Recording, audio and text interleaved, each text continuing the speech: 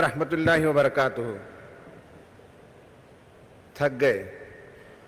अस्सलामु अलैकुम व रहमतुल्लाहि व बरकातुहू।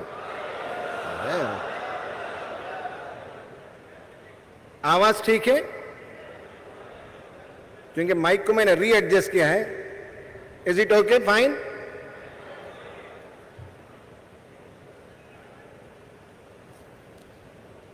अल्लाहुम्मा लकल हम्द अदद खल्क़िका व रिज़ा नफ्सिका व ज़ीनत अर्शिका व मिदाद कलिमातिक। अल्लाहुम्मा सल्लि अला सय्यिदिना मुहम्मद व अला आलि मुहम्मद व बारिक व सल्लिम।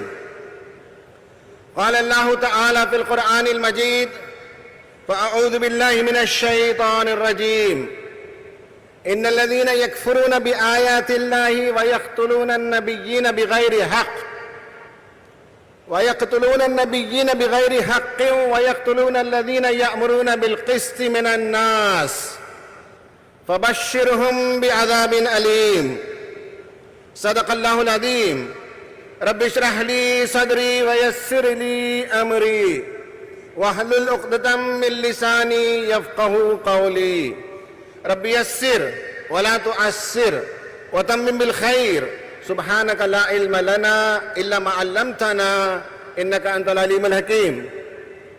گراں قدر محترم سید سعادت اللہ حسینی صاحب، امیر جماعت اسلامی ہند، ڈائس پر تشریف فرما جماعت اسلامی ہند کے قائدین، آج کے اس پروگرام میں شریک تحریکی ساتھیوں، راہ حق کے مسافروں، نوجوانوں، بیٹوں اور بیٹیوں، خواتین و حضرات، مجھ سے کہا گیا ہے کہ عالمی منظرنامہ اور تحریک اسلامی کے موضوع پر کچھ اپنے خیالات کا اظہار کروں۔ میں اپنے موضوع کو 4 ذیلی عنوانات کے تحت آپ کے سامنے پیش کروں گا۔ ایک تو عالمی منظرنامہ پیش کروں گا، اس کا ایک پورا لینڈسکیپ پیش کروں گا کہ دنیا میں اس وقت جو کچھ ہو رہا ہے وہ کیا ہو رہا ہے۔ دوسرا ذیلی عنوان یہ ہوگا کہ اس کو ہم قرآن و سنت کی روشنی میں کس فریم ورک میں دیکھیں گے، یہ میرا دوسرا ذیلی موضوع ہوگا۔ پھر اس کے بعد حالات کبھی کبھی نوجوانوں کو بالخصوص مایوس کر دیتے ہیں، ان کا عزم و حوصلہ کمزور ہونے لگتا ہے۔ ہمیں حالات میں قرآن کیا سبق لینے کی تعلیم دیتا ہے، یہ تیسرا ذیلی موضوع ہوگا۔ اور چوتھا موضوع ہوگا، ذیلی موضوع، وہ تحریک اسلامی ہند، اسے کیا کرنا چاہیے اس عالمی پس منظر میں، عالمی منظرنامے میں۔ اور ہر ذیلی موضوع کے تحت انشاءاللہ میں 4 نکتے بیان کروں گا۔ خواتین و حضرات، اس وقت دنیا میں جو کچھ ہو رہا ہے، ان حالات پر نظر ڈالتے ہیں تو ہمیں یہ دکھائی دیتا ہے کہ آج کی جو دنیا ہے اس کی 4 خصوصیات ہیں۔ ان میں سے نمبر 1 ہے تنازعات، conflicts. Number 2 تضادات۔ We are living in a world full of paradoxes, full of contradictions۔ یہ دوسرا ہم دیکھتے ہیں۔ تیسرا ہم دیکھتے ہیں تشدد، اور چوتھے نمبر پر ہم دیکھتے ہیں تسلط۔ تنازعات، تضادات، تشدد اور تسلط۔ میں اس کی تھوڑی سی وضاحت کرتا ہوں۔ جہاں تک پہلا نکتہ ہے، یعنی یہ ہے کہ تنازعات اس وقت دنیا میں ہر جگہ آپ دیکھتے ہیں۔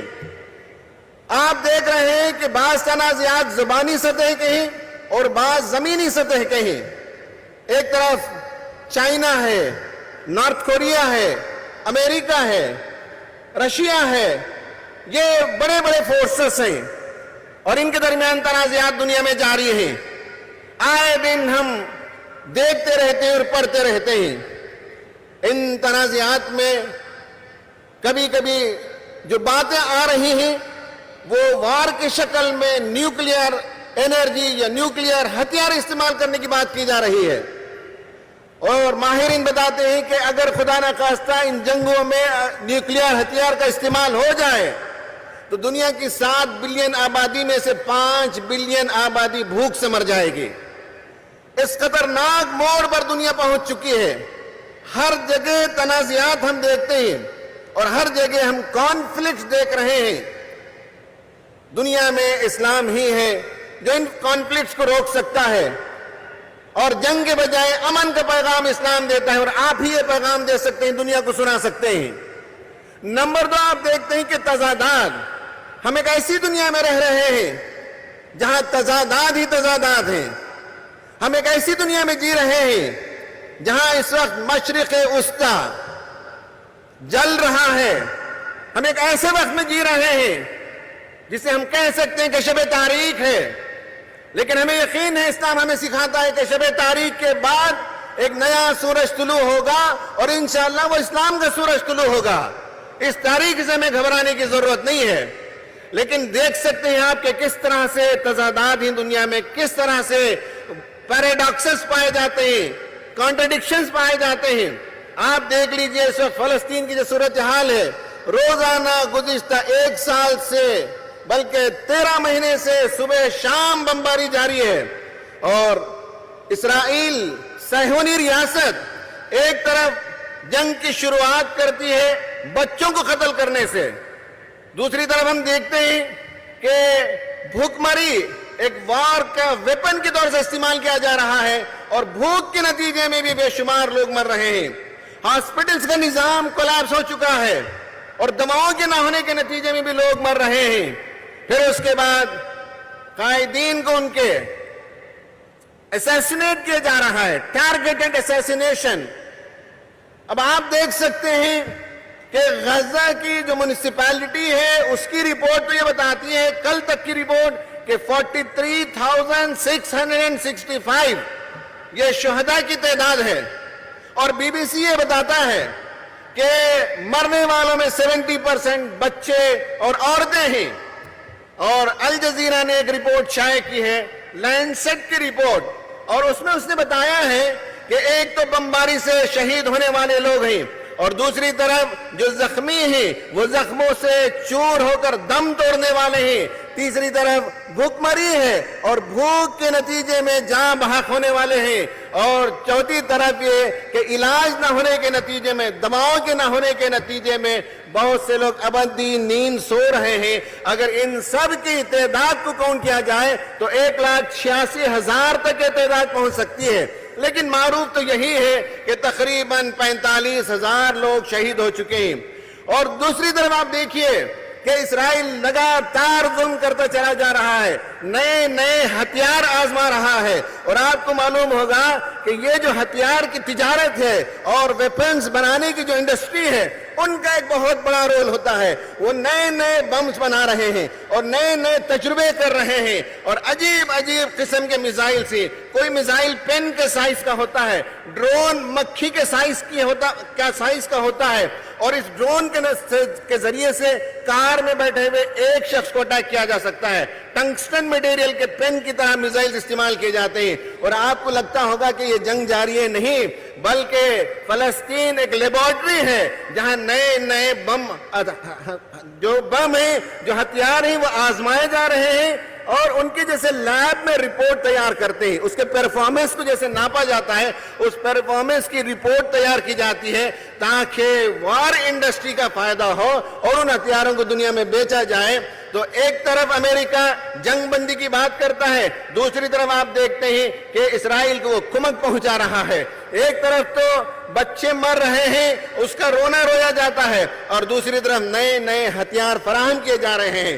ایک طرف امریکہ ہیومن رائٹس کی بات کرتا رہا، یورپ اور انگلینڈ اور جرمنی اور فرانس، یہ سب لوگ دنیا میں ہیومن رائٹس کے چیمپئن بنے پھرتے رہے، لیکن آج معلوم ہوتا ہے کہ انسانوں کے ساتھ، ان کی جانوں کے ساتھ، بچوں کے ساتھ، عورتوں کے ساتھ کس طرح کا کھلواڑ کر رہے ہیں۔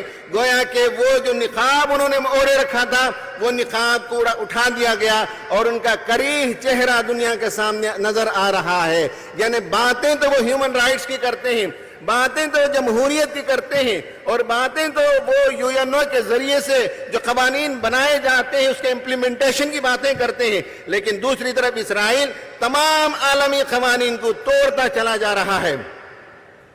امریکہ کہتا ہے جب بھی کوئی واقعہ ہوتا کہ Israel has a right for self defence, لیکن دوسری طرف Palestinians to have a right for resistance, اس کو مانا نہیں جاتا۔ یہ آپ تضاد کھلے طور پر دیکھ رہے ہیں، ہیومن رائٹس کا تضاد، ریزسٹنس کا تضاد اور یہ ڈیموکریسی کا تضاد، مختلف موضوعات پر آپ تضادات دیکھتے ہیں۔ دو پیمانے ہیں، ایک پیمانہ اپنے لیے، ایک پیمانہ مسلمانوں کے لیے، ایک پیمانہ اسرائیل کے لیے، ایک پیمانہ فلسطین کے لیے۔ یہ تضادات کی دنیا ہے جو ہم دیکھتے ہیں۔ اور آپ کو میں یہ بات بتاؤں کہ جنگیں کیوں جاری ہیں اور جاری کیوں رکھی جا رہی ہے۔ تین قسم کے لوگوں کا نیکسس ہوتا ہے۔ نمبر ایک ہے کہ وار کے ویپنز بنانے والی انڈسٹریز ہوتی ہیں، دوسری طرف جنگوں کے ذریعے سے بڑی بڑی جو کمپنیاں ملٹی نیشنل کارپوریشنز ہوتے ہیں ان کے لیے منڈیاں تیار کرنا ہے، ان کے لیے بازار چاہیے، ان کے لیے ممالک کو کھولنا ہے، اور تیسری طرف میڈیا ہے جس کا مفاد ہے، اور میڈیا کے ذریعے سے ظالم کو مظلوم اور مظلوم کو ظالم بنا کر پیش کیا جاتا ہے، اور مسلمانوں کو دہشت گرد بنا کر پیش کیا جاتا ہے، اور جو ریئل ٹیررسٹ ہیں انہیں گویا کہ امن کا مسیحا بنا کر پیش کیا جاتا ہے۔ یہ تضادات بھی آپ نوٹ کر سکتے ہیں عالمی منظرنامے میں۔ یہ دوسرا وہ نقطہ ہے جسے فراموش نہیں کیا جانا چاہیے۔ تیسرا نقطہ ہے وہ ہے تشدد۔ یہ جو کانفلکٹ ہے وہ تو جنگوں کی سطح پر ہے، ممالک کی سطح پر ہے، لیکن آپ دیکھتے ہیں کہ وائلنس، بالخصوص مسلم کنٹریز کے اندر وائلنس، یمن کو آپ دیکھ لیجئے، ملک شام کو دیکھ لیجئے، آپ سوڈان کو دیکھ لیجئے، دنیا کے مختلف ممالک میں جو تشدد پایا جاتا ہے اس کے پیچھے بنیادی طور پر جابرانہ نظام ہے، تسلط کا نظام ہے اور متشدد نظام ہے، جبری قوانین پائے جاتے ہیں۔ جن ممالک میں آزادی نہیں ہوگی، جبری قوانین ہوں گے اور مسلط ہوں گے لوگ، وہاں تشدد ڈیولپ ہوتا ہے، اور بالخصوص اسلام اور اسلامی تحریکوں کو نشانہ بنایا جا رہا ہے۔ یہ تیسرا نقطہ ہے تشدد۔ اور چوتھا ہے تسلط۔ تسلط کا معنی ہے بیسیکلی کچھ لوگوں کے ہاتھ میں پاور آ جائے، جیسے اولیگارکی کہتے ہیں۔ اولیگارکی کا مطلب ہوتا ہے کچھ اشخاص ہوتے ہیں، کچھ کمپنیاں ہوتی ہیں، یا پارٹی کے کچھ کلوز گروپ کے لوگ ہوتے ہیں جو اقتدار سنبھالتے ہیں اور دنیا کی ساری دولت کو سمیٹتے ہیں، چوستے چلے جاتے ہیں، اور ان پیسوں سے وہ ہمیشہ حکمرانوں کو خریدتے ہیں، ان کے الیکشن میں فنڈنگ کرتے ہیں۔ جب الیکشن میں فنڈنگ کرنے کے نتیجے میں ان کا پسندیدہ حکمران منتخب ہو کر آتا ہے تو پالیسی وہ بناتا ہے جو یہ کارپوریشنز کے لوگ چاہتے ہیں۔ اولیگارکک گورنمنٹ کہا جاتا ہے۔ اس میں چائنا بھی اولیگارکک ہے، اس میں رشیا بھی اولیگارکک کنٹری ہے، اس میں وینیزویلا بھی اس فہرست میں آتا ہے، کوریا بھی اس فہرست میں آتا ہے، یوکرین بھی اس فہرست میں آتا ہے، اور بدقسمتی سے ہمارا ملک بھی اسی راستے پر چلا جا رہا ہے۔ اور اولیگارکی یہ کنٹرول کرتے ہیں، یہ بڑی جو سرمایہ دار کمپنیاں ہوتی ہیں یہ حکومتوں کو کنٹرول کرتی ہیں، اور حکومتوں کی پالیسیاں وہاں سے ڈکٹیٹ ہوتی ہیں۔ یہ چوتھا تے ہے۔ پہلا تے میں نے بتایا تنازعات، دوسرا تے بتایا میں نے تضادات، تیسرا ہے تشدد، اور چوتھا ہے تسلط۔ یہ پہلا منظرنامہ ہے جو میں نے آپ کے سامنے اختصار کے ساتھ پیش کیا ہے۔ اب اس پس منظر کو ہم قرآنک فریم ورک میں دیکھیں گے، ہم اسلامک فریم ورک میں دیکھیں گے، ہم تحریک فریم ورک میں دیکھیں گے، تو ہمیں معلوم ہوتا ہے کہ جہاں آپس میں لڑائیاں ہیں، جہاں کانفلکٹ ہیں، جس میں اسلام اسٹیک ہولڈر نہیں ہے، قرآن ہمیں اسے ایک دوسرے نقطہ نظر سے دیکھنا سکھاتا ہے۔ وہ حق و باطل کے کشمکش نہیں ہے، وہاں تعمیر اور تخریب کو دیکھا جائے گا، وہاں صلح اور فساد کو دیکھا جائے گا۔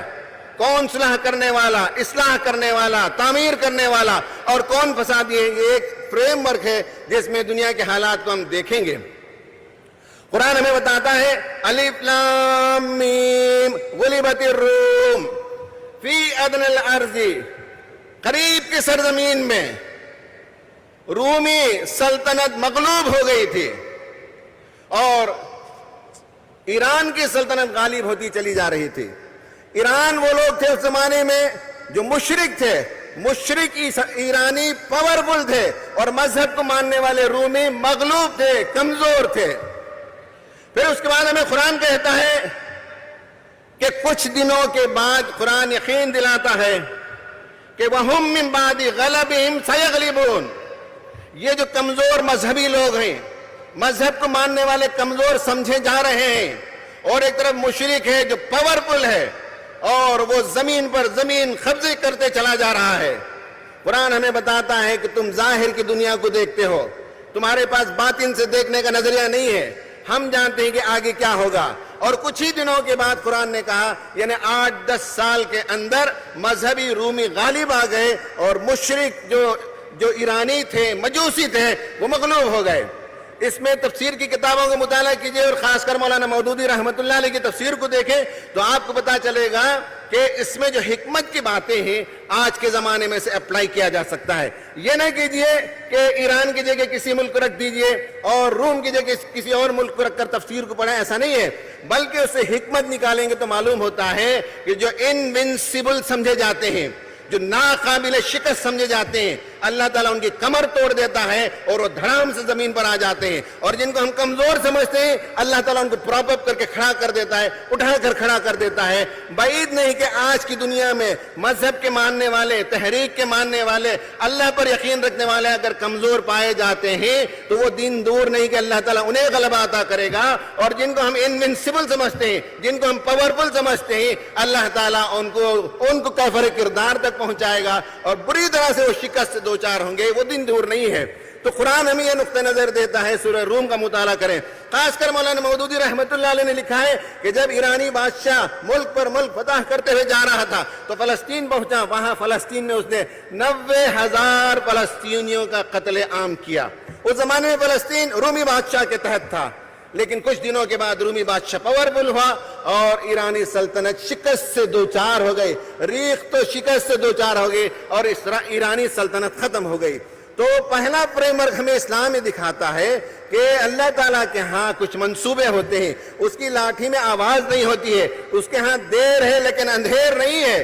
اور جسے تم مغلوب سمجھتے ہو، جسے تم کمزور سمجھتے ہو، اللہ تعالیٰ جب چاہے گا انہیں اٹھا کر کھڑا کرے گا. اور جنہیں تم پاورفل سمجھتے ہو وہ انشاءاللہ نیست و نابود ہوں گے، برباد ہوں گے. یہ ہمیں قرآن نقطہ نظر سے معلوم ہوتا ہے. نمبر 1. دوسرا فریم ورک ہے حق و باطل کی کشمکش. اس وقت ارض فلسطین میں جو کچھ ہو رہا ہے وہ حق و باطل کی کشمکش ہے. اسرائیل کو کوئی حق نہیں تھا، لیکن اسرائیل وہاں آ کر براجمان ہوا. یو نے زمین کی تقسیم کی، 52% اسرائیل کو دیا اور 48% فلسطین کو دیا. فلسطین کے 2 ٹکڑے کر دیے، ایک ویسٹ بینک بنا دیا، ایک غزہ بنا دیا. لیکن یہ جو 48% زمین تھی اس میں بھی اسرائیل مداخلت کرتا چلا گیا. اور آج جسے ہم ویسٹ بینک کہتے ہیں وہاں تقریباً 100 سے زیادہ کالونیز بنے ہوئے ہیں. اگر آپ دی آئرن وال نام کی ڈاکومنٹری دیکھیں گے تو آپ کو پتا چلے گا کہ جسے ہم ویسٹ بینک کہتے ہیں بیسیکلی وہ بھی اسرائیل ہی کا حصہ ہے، آکوپائی کرتا ہوا چلا جا رہا ہے. اور آج صورتحال یہ ہے کہ فلسطین جن کو یو نے 48% زمین دیا تھا ان کے پاس 10-12% زمین باقی رہ گئی اور ساری زمین کو قبضہ کرتا چلا گیا. تو دنیا کا کوئی قانون آکوپائر کو رائٹ نہیں دیتا سیلف ڈیفنس کا، جبکہ امریکن صدر ہر صدر کہتا ہے کہ Israel has got a right for self defence. جو آکوپائی کرنے والا ہو، جو گھس پیٹی ہو، اس کا کوئی حق نہیں بنتا ہے. اور جس کا گھر ہو اسے حق بنتا ہے کہ مار کر بھگائے گھسنے والے کو. تو آپ دیکھتے ہیں کہ جو حق و باطل کی کشمکش اس وقت دنیا میں جاری ہے، اس حق و باطل کی کشمکش میں اس کو آپ اچھی طرح سے سمجھ لیں.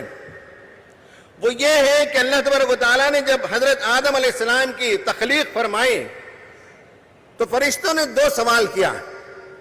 اَتَجْعَلُ فِيهَا مَن يُفْسِدُ فِيهَا وَيَسْفِكُ الدِّمَاءَ.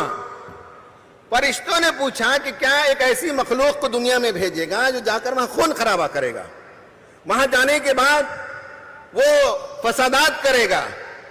تو یہ دونوں جو صفات ہیں اللہ تعالیٰ نے ڈینائی نہیں کیا.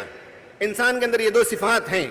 ایک حرص کے نتیجے میں وہ ریسورسز پر قبضہ جمانا چاہتا ہے، اور دوسرا غضبناک ہوتا ہے، بمباری کرتا ہے، جنگ و جدال کرتا ہے. یہ دونوں صفات اس کے اندر موجود ہیں. لیکن اللہ تعالیٰ نے فرشتوں سے کہا کہ تم وہ نہیں جانتے، میں جانتا ہوں، اور میں یہ جو آدم کو پیدا کر رہا ہوں اس کی نسل میں سے ایسے لوگ پیدا ہوں گے جو دنیا کی اصلاح کریں گے، جو دنیا کو سنواریں گے، جو دنیا سے فساد کو مٹائیں گے، جو دنیا میں ظالموں کا مقابلہ کریں گے. قرآن نے جو منظر کشی کی ہے، آج ہمیں معلوم ہوتا ہے کہ شیطان کے جو چیلے چانٹے ہیں، شیطان کے جو شاگرد ہیں، بالکل وہ اسرائیل اور اس کے ساتھی نظر آتے ہیں. اور اللہ تعالیٰ نے جو حضرت آدم کی صلب سے پیدا ہونے والے نیک اور صالح انسانوں کا تذکرہ کیا، وہ آج فلسطینی لوگ ہیں جو ہمارے سامنے نظر آتے ہیں. اور ان کی قربانیوں کے نتیجے میں کتنی بڑی تعداد میں لوگ اسلام قبول کر رہے ہیں، عورتیں اسلام قبول کر رہے ہیں. اور ان کی شجاعت، ان کی ہمت، ان کے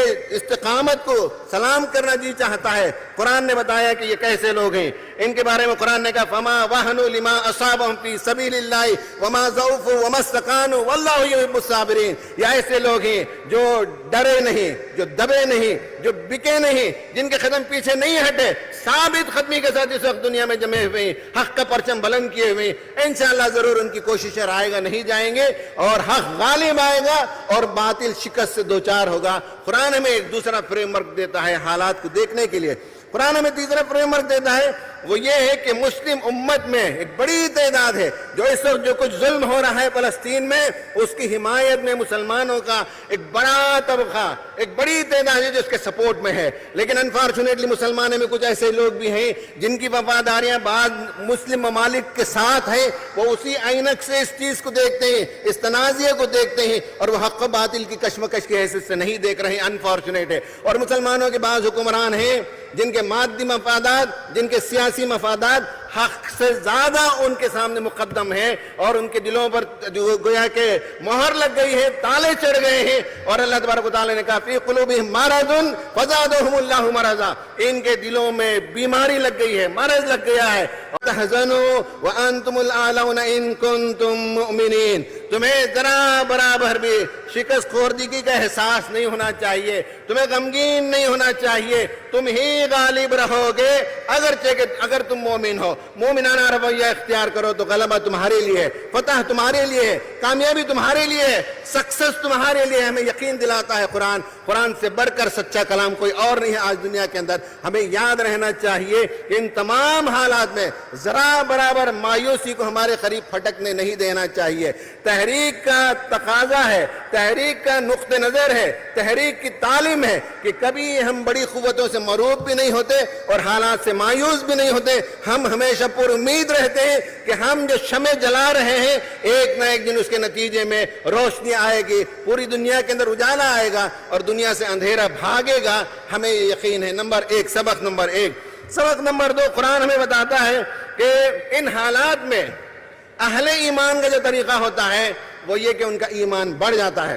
وَلَمَّا رَأَى الْمُؤْمِنُونَ الْأَحْزَابَ قالوا هذا ما وعدنا الله ورسوله وصدق الله ورسوله وما زادهم الا ایمانا وتسلیما. احزاب یعنی جنگ احزاب کے موقع پر مشرکین کی فوج امٹ کر مدینے کی طرف چلی آئی. منافقین کا حال تھا کہ ان کے دیدے پتھرانے لگے.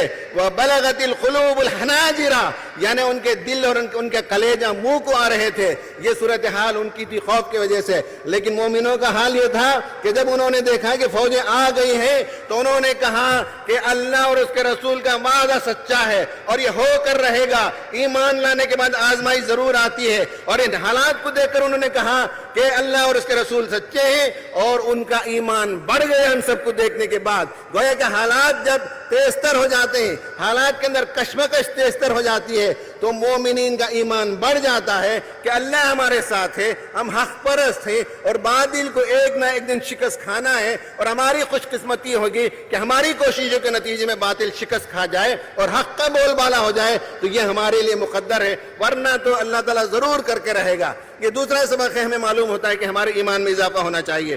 تیسرا جو سبق ہے وہ یہ کہ قرآن کہتا ہے لَتُبْلَعُنَّ فِي أَمْوَالِكُمْ وَأَنفُسِكُمْ وَلَتَسْمَعُنَّ مِنَ الَّذِينَ أُوتُوا الْكِتَابَ مِنْ قَبْلِكُمْ وَمِنَ الَّذِينَ أَشْرَكُوا أَذًى كَثِيرًا وَإِن تَصْبِرُوا وَتَتَّقُوا فَإِنَّ ذَلِكَ مِنْ عَزْمِ الْأُمُورِ. تیسرا سبق قرآن یہ دیتا ہے کہ تم ضرور بضرور آزمائے جاؤ گے، جانوں کا بھی نقصان ہوگا، مالوں کا بھی نقصان ہوگا، اور یہود اور ان کے ساتھ چلنے والے مشرکین تمہیں اذیت پہنچائیں گے، تمہیں سائیکالوجیکل پین دیں گے، تمہیں ایموشنل پین دیں گے، اور ان کی باتوں سے، ان کی چیزوں سے تمہیں تکلیف ضرور ہوگی، لیکن وَإِن تَصْبِرُوا، صبر کا رویہ اختیار کرنا، اپنی منزل کی طرف آگے بڑھنا، پائے استقلال میں لغزش آنے نہ دینا، جمے رہنا میدان میں، اپنے کام پر لگے رہنا، جو لوگ یہ کریں گے اور تقوی کی روش اختیار کریں گے، مائنڈفل رہیں گے، عقل کا استعمال کریں گے، جذباتی نہیں ہوں گے، یہ بڑے ہمت والوں کا کام ہے۔ تمہیں ایسا ہی صبر کا رویہ اور تقوی کا رویہ اختیار کرنا چاہیے۔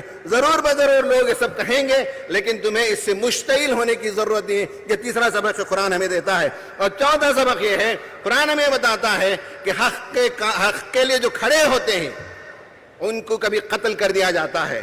ان الذین یکفرون بآیات اللہ، یعنی بالخصوص اہل کتاب کی طرف اشارہ ہے، جن لوگوں نے کتاب کا انکار کیا۔ ان کا طریقہ یہ ہے کہ یقتلون النبیین بغیر حق، نبیوں کو قتل کرتے رہے بنی اسرائیل۔ بنی اسرائیل کا ایک طبقہ وہ تھا، اور آج بھی یہ صہیونی قوت وہ ہے جو قتل کرتے ہیں، نبیوں کو قتل کرتے ہیں۔ وَيَقْتُلُونَ الَّذِينَ يَأْمُرُونَ بِالْقِسْطِ مِنَ النَّاسِ، اور انسانوں میں، عوام میں، لوگوں میں جو عدل و قسط کے علمبردار ہوتے ہیں، عدل و قسط کے لیے کھڑے ہوتے ہیں، دنیا میں عدل کا نظام قائم کرنا چاہتے ہیں، انہیں بھی وہ سلیکٹڈ اسیسینیشن کرتے ہیں۔ قرآن نے بتایا فَبَشِّرْهُمْ بِعَذَابٍ أَلِيمٍ، انہیں خوشخبری دے دو کہ انہیں بدترین سزا دی جائے گی، انہیں دردناک سزا کے اندر اللہ تعالیٰ مبتلا کرے گا۔ یہ چوتھا سبق ہے کہ دنیا میں جب کچھ ہو رہا ہے تو باطل قوتوں کا یہ شیوا ہے کہ وہ قتل کر دیتے ہیں، عدل و قسط کے قائم کرنے کے نظام کو پسند نہیں کرتے، لیکن اللہ تعالیٰ دردناک سزا اس دنیا میں بھی دیتا ہے اور آخرت میں بھی ان کو دیتا ہے۔ آخر میں اپنی گفتگو کے اختتام پر پہنچ گیا اور میرے پاس 3 منٹ باقی ہیں۔ تحریک اسلامی ہند کو کیا کرنا چاہیے؟ 4 کام کرنے چاہیے۔ نمبر 1 یہ ہے کہ تحریک اسلامی کا جو کام ہے ہندوستان میں دنیا کے مختلف ممالک میں جاتا ہوں، مختلف لوگوں سے میری ملاقات ہوتی ہے، جب تحریک اسلامی کے کاموں کو جب میں پیش کرتا ہوں تو لوگ حیران و ششدر رہ جاتے ہیں کہ کتنے بڑے وائڈ اسکوپ میں، وائڈ رینج میں تحریک کے لوگ یہاں ہندوستان میں کام کرتے ہیں، بہت خوش ہوتے ہیں اور مثالی مانتے ہیں، آئیڈیل مانتے ہیں۔ لیکن ہمارا مسئلہ یہ ہے کہ ڈیجیٹل پریزنس ہمارا کم ہے۔ ہماری باتوں کو کوئی دیکھنا چاہے دنیا میں تو ڈیجیٹل پریزنس ہمارا نہیں ہے، انگلش میں ہماری باتیں نہیں ہیں، انگلش میں ہمارے بہت سے کام نہیں ہیں، دنیا کو نہیں معلوم ہوتا کہ ہم کیا کام کر رہے ہیں۔ ہم چاہیں گے، جیسے ابھی عیسائیوں کے صدر تنظیم نے کہا، نئی نسل میں سے یہاں جو لڑکے ہیں، یہاں جو لڑکیاں بیٹھی ہیں، انہیں معلوم ہونا چاہیے کہ انہیں آگے بڑھنا ہے اور گریٹ اسپیکرز بننا ہے، گریٹ رائٹرز بننا ہے، گریٹ آرٹسٹ بننا ہے، یوٹیوبرز بننا ہے، انفلوئنسرز بننا ہے، گریٹ پرسنالٹیز بننا ہے۔ اس کے لیے ٹیلنٹس کو پیدا کرنا پڑے گا، اس کے لیے اپنے اندر صلاحیتوں کو پیدا کرنا پڑے گا، وقت کا ضیاع کرنے سے بچنا پڑے گا، تب چل کر انشاءاللہ یہ جو نئی نسل ہے ان سے تحریک اسلامی کا عالمی پریزنس اور نیشنل اور انٹرنیشنل لیول پر اور ڈیجیٹل پریزنس میں اضافہ ہوگا، اور ڈیجیٹل فٹ پرنٹ پیدا کرنے کی ضرورت ہے۔ نمبر 1۔ نمبر 2 یہ ہے کہ ہمیں بہترین ماڈل بنانی چاہیے، اسکول کا ماڈل بہترین، انٹرسٹ فری بینکنگ کا بہترین ماڈل، ہاسپٹلز کا بہترین ماڈل، ایسے ماڈل جو یہاں کے ہندوستان کے باشندے بھی آ کر دیکھیں تو کہیں ہم بھی ہاسپٹل چلاتے ہیں، آپ بھی چلاتے ہیں، لیکن آپ کا ہاسپٹل اس سے شاندار ہے۔ یہ تیسرا ہے۔ اور چوتھا یہ ہے کہ ہمیں آلٹرنیٹیوز جو ہے سائنس میں اور اکنامی میں اور سوشیالوجی میں اور ڈفرنٹ سبجیکٹ میں ہمیں آلٹرنیٹیوز پیدا کرنے اور دنیا کے سامنے پیش کرنے کی ضرورت ہے۔ اللہ تعالیٰ سے دعا ہے کہ عالمی حالات میں اسلام اور مسلمانوں کو غلبہ عطا فرمائے اور باطل کو اللہ تعالیٰ شکست سے فاش نصیب فرمائے، اور تحریک اسلامی کو اور بالخصوص کی نئی نسل کو خوب جی جان کے ساتھ کام کرنے کی توفیق عطا فرمائے۔ آمین۔ وآخر دعوانا ان الحمد للہ رب العالمین۔